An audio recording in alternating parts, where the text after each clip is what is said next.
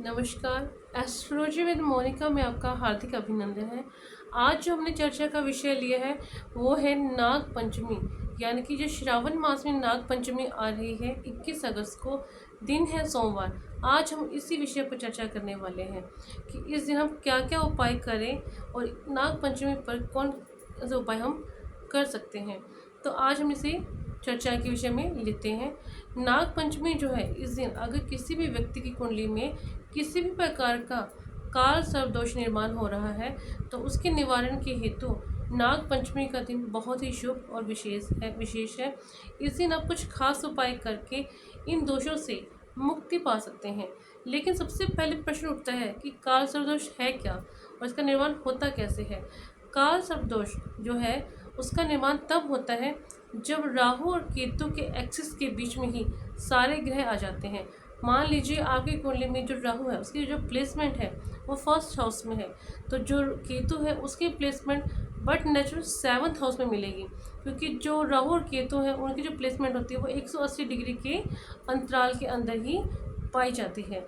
तो अगर आपके बाकी जो ग्रह हैं वो बाकी सारे 1 से लेकर 7 में अगर राहु और केतु हैं तो 3, 4, 5, 6 अगर इन चार्ट्स के जो नंबर्स हैं इनके अंदर बाकी ग्रहों की प्लेसमेंट हो जाती है तो आपकी कुंडली में ये है काल सर्प दोष का निर्माण करते हैं। हमारे शास्त्रों में 12 तरह के काल सर्प दोषों का जो है वर्णन मिलता है, जैसे कि वासुकी काल सर्प दोष है, कुलिक काल सर्प दोष है, अनंत काल सर्प दोष है, शेषनाग काल सर्प दोष है, घातक। इस प्रकार के कई जो वो है काल सर्प दोष है वो हमारी कुंडली में प्रतीत होते हैं, देखे जा सकते हैं।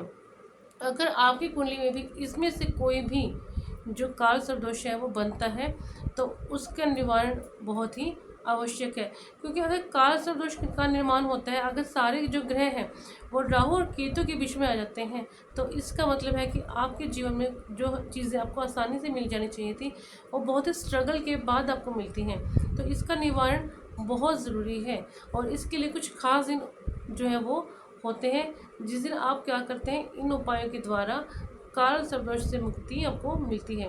वैसे जो इसका इफेक्ट है लाइफ में वो ऐसे नहीं कि आपका जन्म हुआ तो आपको अगर आपकी कुंडली में काल सर्प दोष है तो उसका इफेक्ट दिखना शुरू हो जाएगा, ऐसा नहीं होता।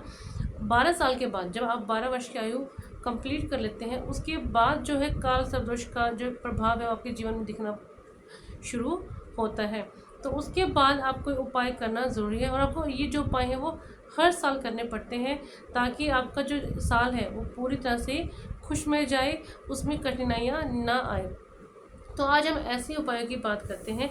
काल सर्प दोष अगर आपकी कुंडली में है तो वो करना क्या है, 3 जो है नाग नागिन के जोड़े आपने बनवाने हैं, चांदी तांबे जो भी आप बनवा सकते हैं, सुनार से आप बनवाइए। और एक जो जोड़ा है वो भगवान शिव पर अर्पण कीजिए। जैसे 21 अगस्त को सोमवार है, इस दिन आप अर्पण कर सकते हैं और पंचामृत से उसका स्नान करवाइए और आप प्रार्थना कीजिए कि आपकी कुंडली में जो भी काल सर्प दोष बन रहा है उसके प्रभाव से आपको मुक्ति मिले, आपके सभी कार्य बिना बाधा के संपन्न हो।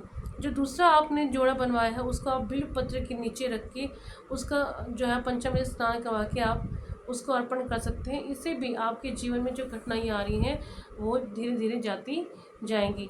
तीसरा जो आपने नाग नागिन का जोड़ा बनवाया है उसे आप बहते हुए पानी में विसर्जित कीजिए और प्रार्थना कीजिए कि जैसे जैसे आपने इसका विसर्जन किया है वैसे वैसे काल सर्प दोष का प्रभाव आपके जीवन से चला जाए। अब हम बात करते हैं कि इसके अतिरिक्त भी कोई अन्य उपाय है जो हम नाग पंचमी के दिन कर सकते हैं। बिल्कुल बहुत सारे ऐसे उपाय हैं। आपको इस दिन काले तिल दूध में डालने हैं, जल डालना है और वो भगवान शिव को अर्पण करना है। इससे आपके जो पितृ हैं वो शांत होते हैं। अगर आपके पितरों को किसी भी प्रकार की कोई बाधा आ रही है, कोई तकलीफ आ रही है तो उनको भी उससे मुक्ति मिलती है। जो दूध है वो चंद्रमा का प्रतीक है और जो काले तिल है वो बाधा को ख़त्म करके धन के आगमन के रास्ते बनाने के से संबंधित है। तो ऐसे उपाय करने से आपका जीवन खुशमय होगा, खुशहाल होगा। तो इस नाग पंचमी आप भी ये उपाय करके अपने जीवन को सुखमय बनाएं। किसी भी प्रकार का काल सर्प दोष है तो घबराएं नहीं, उपाय कीजिए, संभवतः आपको लाभ होगा। धन्यवाद।